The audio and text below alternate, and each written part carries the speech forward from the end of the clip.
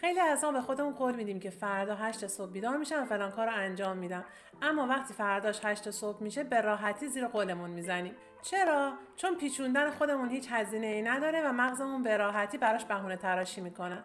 اما پیچوندن یه آدم دیگه‌ای که منتظر ماست به این سادگی‌ها نیست. روش بادی دابلینگ ما در 4 سوزن دقیقاً از همین اهرم تعهد استفاده میکنه.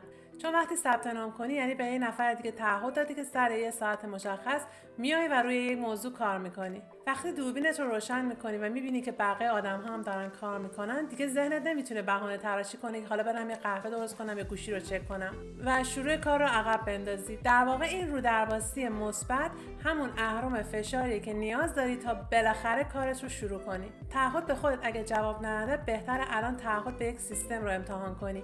1 هفته رایگان امتحانش کن تا معجزه‌ش رو توی انجام دادن کارهایی که همیشه عقب مینداختی ببینی.